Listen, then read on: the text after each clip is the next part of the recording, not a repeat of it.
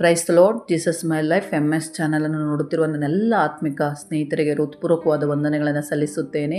ಕ್ರೈಸ್ತರಲ್ಲಿ ಬಹಳಷ್ಟು ಜನರಿಗೆ ಇದು ಅವರ ಜೀವನದಲ್ಲಿ ನಡೆಯುತ್ತಿದೆ ಎಂಬುದೇ ತಿಳಿದಿಲ್ಲ. ಈಗಾಗಲೇ ನೀವು ಆರಾಧನೆ ಮಾಡುತ್ತಿರುವಾಗ, ಪ್ರಾರ್ಥನೆ ಮಾಡುತ್ತಿರುವಾಗ, ದೇವರ ವಾಕ್ಯಗಳನ್ನು ಸಾಮಾಜಿಕ ಜಾಲತಾಣಗಳಲ್ಲಿ ಹಂಚಿಕೊಳ್ಳುತ್ತಿರುವಾಗಲೇ ನಿಮ್ಮೊಳಗಿನ ಪವಿತ್ರ ಆತ್ಮವನ್ನು ನಿಧಾನವಾಗಿ ಹೊರಗೆ ತಳ್ಳಲಾಗುತ್ತಿದೆ. ನಿಮ್ಮ ಶತ್ರುಗಳಿಂದಲ್ಲ, ಲೋಕದಿಂದಲ್ಲ, ನಿಮ್ಮಿಂದಲೇ.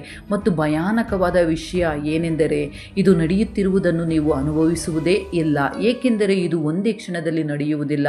ಇದು ನಿಧಾನವಾಗಿ, ಮೌನವಾಗಿ ನಡೆಯುತ್ತದೆ. ಒಂದು ರಾಜಿ ನಂತರ ಮತ್ತೊಂದು ರಾಜಿ, ಒಂದು ಕಡೆಗಣಿಸಿದ ಆತ್ಮಶಕ್ತಿಯ ನಂತರ ಮತ್ತೊಂದು ಕಡೆಗಣನೆ, ಹೀಗೆ ಮುಂದುವರಿದು ಒಂದು ದಿನ ನೀವು ಎಲ್ಲ ಆತ್ಮಿಕ ಕ್ರಿಯೆಗಳನ್ನು ಮಾಡುತ್ತಿದ್ದರೂ ಸಹ ಆತ್ಮನು ಇಲ್ಲದಂತಾಗುತ್ತದೆ. ನೀವು ಅದನ್ನು ಅನುಭವಿಸಿದ್ದೀರಲ್ಲವೇ? ಮೊದಲು ತುಂಬ ಆನಂದದಿಂದ ತುಂಬಿದ ಆರಾಧನೆ ಈಗ ಖಾಲಿತನವಾಗಿದೆಯೇ? ಮೊದಲು ಅಗ್ನಿಯಂತೆ ಇದ್ದ ಪ್ರಾರ್ಥನಾ ಜೀವನ ಈಗ ಗೋಡೆಯೊಂದಿಗೆ ಮಾತನಾಡುತ್ತಿರುವಂತೆ ಅನಿಸುತ್ತಿದೆಯೇ? ದೇವರಿಗಾಗಿ ಇದ್ದ ಹಸಿವು ಹೋಗಿದೆಯೇ? ಆದರೆ ಕಾರಣ ಗೊತ್ತಿಲ್ಲವೇ? ನಾನು ನಿಮಗೆ ನಿಖರವಾಗಿ ಕಾರಣ ಹೇಳುತ್ತೇನೆ. ನಂಬಿಗಸ್ತನೊಳಗೆ ಪವಿತ್ರಾತ್ಮನು ಎಂದಿಗೂ ಒಮ್ಮೆ ಕೂಡ ಇಲ್ಲ, ಎಂದಿಗೂ ಇಲ್ಲ. ಸಹಿಸದ 4 ನಿರ್ದಿಷ್ಟ ವಿಷಯಗಳಿವೆ. ಬಹಳ ಕ್ರೈಸ್ತರಿಗೆ ಅವು ಏನು ಎಂಬುದು ಗೊತ್ತಿಲ್ಲ, ಮತ್ತು ನಿಮ್ಮಲ್ಲಿ ಕೆಲವರು ಈಗಲೇ ಆ 4 ಮಾಡುತ್ತಿದ್ದೀರಿ. ಶಾಸ್ತ್ರ ಸ್ಪಷ್ಟವಾಗಿದೆ, ಇದು ಅಭಿಪ್ರಾಯವಲ್ಲ. ಮುಂದೆ ಹೇಳುವ ವಿಷಯ ಈ ವರ್ಷ ನೀವು ಕೇಳುವ ಅತ್ಯಂತ ಮುಖ್ಯ ವಿಷಯವಾಗಿರಬಹುದು. ಈ ವಿಡಿಯೋ ಮುಗಿಯುವ ವೇಳೆಗೆ ನಿಮ್ಮ ಜೀವನದಲ್ಲಿ ಪವಿತ್ರ ಆತ್ಮನನ್ನು ದುಃಖಪಡಿಸುತ್ತಿರುವುದು ಏನು ಎಂಬುದು ನಿಮಗೆ ಸ್ಪಷ್ಟವಾಗುತ್ತದೆ, ಮತ್ತು ಅದನ್ನು ಹೇಗೆ ಸರಿಪಡಿಸಬೇಕು ಎಂಬುದು ನಿಮಗೆ ತಿಳಿಯುತ್ತದೆ. ಆದರೆ ನಾವು ಇಲ್ಲಿರುವ ಪ್ರತಿ ಕ್ಷಣವೂ ನೀವು ನಿಮ್ಮೊಂದಿಗೆ ಪ್ರಾಮಾಣಿಕರಾಗಿರಬೇಕು. ಅದನ್ನು ಮಾಡಬಹುದೇ? ಆರಂಭಿಸೋಣ. ಮೊದಲ ವಿಷಯ ಇದು: ನೀವು ಕಳೆದ ವಾರ ಬಿದ್ದ ಪಾಪವಲ್ಲ, ಮತ್ತು ಅದನ್ನು ಮುರಿದ ಹೃದಯದಿಂದ ದೇವರ ಬಳಿಗೆ ತೆಗೆದುಕೊಂಡು ಹೋಗುತ್ತಿದ್ದೀರಿ. ಪವಿತ್ರ ಆತ್ಮನು ದುರ್ಬಲತೆಯನ್ನು ಅರ್ಥ ಮಾಡಿಕೊಳ್ಳುತ್ತಾರೆ.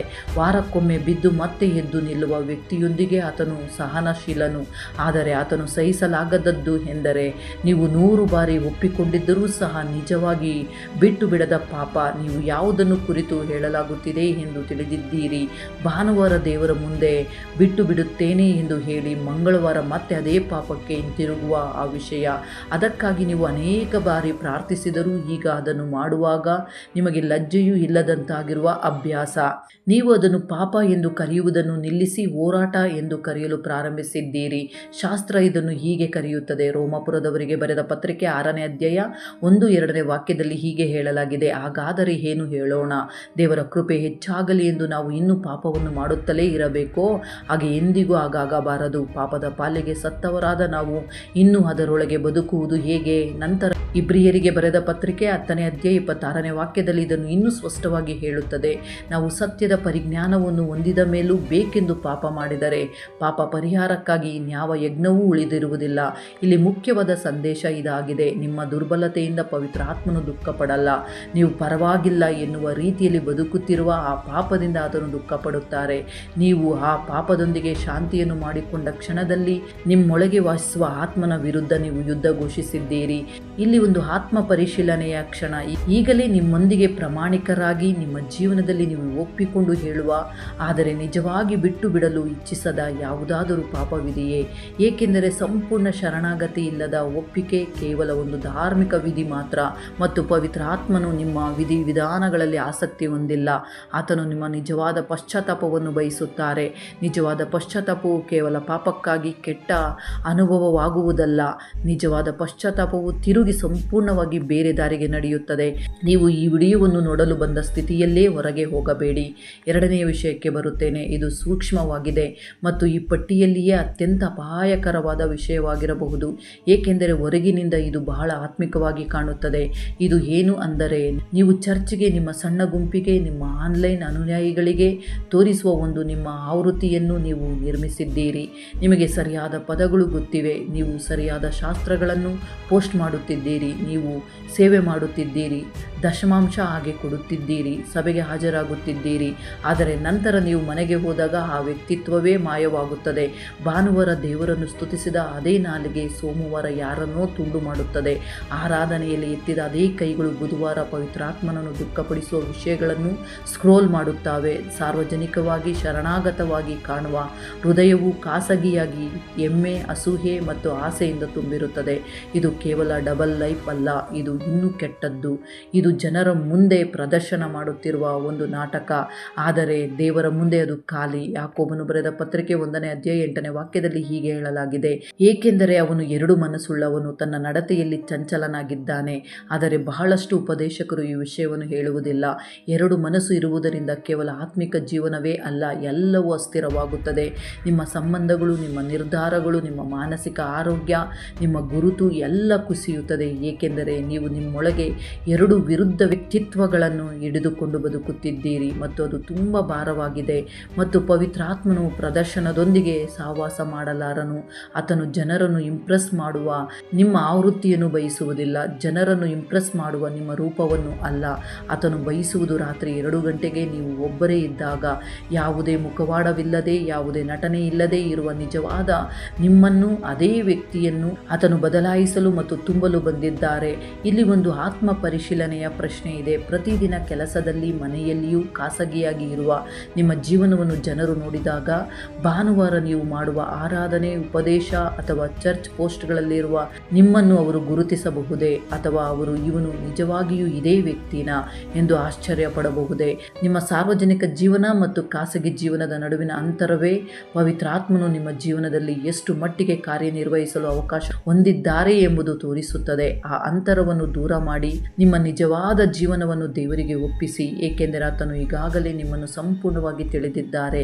ಈಗ 3ನೇ ವಿಷಯಕ್ಕೆ ಬರುತ್ತೇನೆ. ಇದನ್ನು ನೀವು ಗಮನದಿಂದ ಕೇಳಬೇಕು, ಏಕೆಂದರೆ ಇದು ಹೊರಗೆ ನೋಡಲು ಸರಿಯೇನೋ ಎಂಬಂತೆ ಕಾಣುತ್ತದೆ. ಇದು ಮಧ್ಯಸ್ಥ ಪ್ರಾರ್ಥನೆ ಹಾಗೆ ಕಾಣುತ್ತದೆ, ಇದು ಆತ್ಮಿಕ ಯುದ್ಧದಂತೆಯೂ ಕಾಣುತ್ತದೆ, ಆದರೆ ನಿಜವಾಗಿ ಅದು ಅಲ್ಲ. ಇದು ಏನು ಅಂದರೆ, ನಿಮ್ಮಲ್ಲಿ ಕೆಲವರು ಪ್ರಾರ್ಥಿಸುತ್ತಿದ್ದೀರಿ, ಆದರೆ ನಿಮ್ಮ ಪ್ರಾರ್ಥನೆಗಳು ಮುಂದೆ ಸಾಗುತ್ತಿಲ್ಲ, ದೇವರು ಕೇಳುತ್ತಿಲ್ಲ ಎಂಬುದಲ್ಲ. ಆದರೆ ಆ ಪ್ರಾರ್ಥನೆ ಹಿಂದೆ ಏನೋ ಅಡ್ಡಿಯಾಗುತ್ತಿದೆ. ಅದು ಆಳವಾದ ಕಹಿ. ಈಗಲೇ ಯಾರೋ ಒಬ್ಬರು ನಿಮ್ಮ ಮನಸ್ಸಿಗೆ ಬರುತ್ತಿದ್ದಾರೆ. ನಿಮ್ಮನ್ನು ನೋಯಿಸುತ್ತಿದ್ದವರು, ದ್ರೋಹ ಮಾಡಿದವರು, ಬಿಟ್ಟು ಹೋದವರು, ತಪ್ಪು ಮಾಡಿದವರು. ಮತ್ತು ನೀವು ಪ್ರತಿ ಬಾರಿ ಪ್ರಾರ್ಥಿಸುವಾಗ ಅಥವಾ ಆರಾಧಿಸುವಾಗ ಆ ವ್ಯಕ್ತಿಯ ನೆನಪು ಇನ್ನೂ ನಿಮ್ಮ ಹೃದಯದಲ್ಲಿ ಉಳಿದಿರುವಂತೆ ಅನ್ನಿಸುತ್ತದೆ. ನೀವು ಅದನ್ನು ಬಿಡದೆ ಹಿಡಿದುಕೊಂಡಿರುವಂತೆ. ನೀವು ಅವರನ್ನು ಇನ್ನೂ ಕ್ಷಮಿಸಿಲ್ಲ ಮತ್ತು ನೀವು ನಿಮ್ಮ ಮನಸ್ಸನ್ನೇ ಸಮಾಧಾನಪಡಿಸಿಕೊಂಡಿದ್ದೀರಿ. ಇನ್ನು ಕ್ಷಮಿಸುವ ಅಗತ್ಯವಿಲ್ಲ ಎಂದು. ಅವರು ಕ್ಷಮೆ ಕೇಳಿದಾಗ, ಅವರು ಬದಲಾಗಿದಾಗ, ನನಗೆ ಮನಸ್ಸಾದಾಗ ಎಂದು ನೀವು ಕಾಯುತ್ತಿದ್ದೀರಿ. ಆದರೆ ಶಾಸ್ತ್ರ ಏನು ಹೇಳುತ್ತದೆ ನೋಡಿ.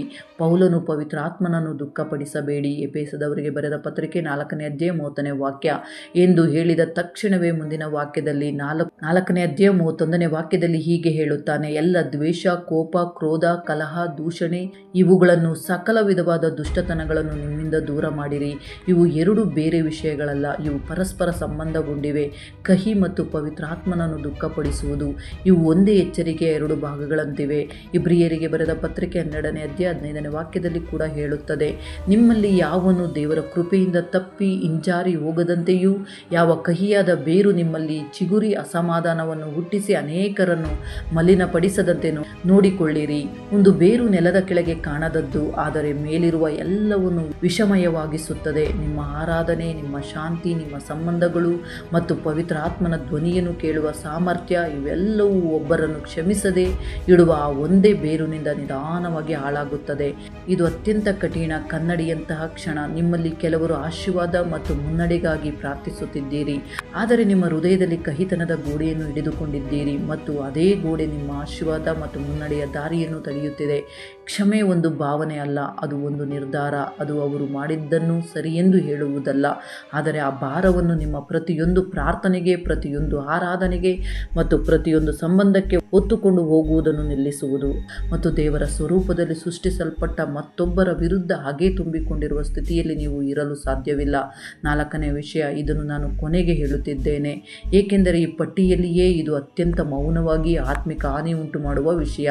ಇದು ದೊಡ್ಡ ಪಾಪವಲ್ಲ, ಇದು ಸ್ಪಷ್ಟವಾದ ಬಂಡಾಯವೂ ಅಲ್ಲ, ಇದು ಆತ್ಮಿಕ ಸೋಮಾರಿತನ. ನಾನು ಹೇಳುವುದನ್ನು ಕೇಳಿ. ಬಹುತೇಕ ನಂಬಿಗಸ್ತರು ತಮ್ಮ ಜೀವನವನ್ನು ಅಷ್ಟು ತುಂಬಿಸಿಕೊಂಡಿದ್ದಾರೆ, ಅಷ್ಟು ಶಬ್ದಮಯವಾಗಿಸಿದ್ದಾರೆ, ಅಷ್ಟು ಬ್ಯುಸಿಯಾಗಿ ಇಟ್ಟುಕೊಂಡಿದ್ದಾರೆ, ಅಷ್ಟು ಮನರಂಜನೆಯಿಂದ ತುಂಬಿದ್ದಾರೆ. ಆದುದರಿಂದ ಪವಿತ್ರಾತ್ಮನು ಎಷ್ಟು ಮಾತನಾಡಿದರೂ ಅವರು ಆ ಧ್ವನಿಯನ್ನು ಕೇಳಲು ಸಾಧ್ಯವಾಗುತ್ತಿಲ್ಲ. ಅವರು ಕೆಟ್ಟವರು ಆದುದರಿಂದ ಅಲ್ಲ, ಅವರು ಸೋಮಾರಿತನದಲ್ಲಿ ಇದ್ದುದರಿಂದ.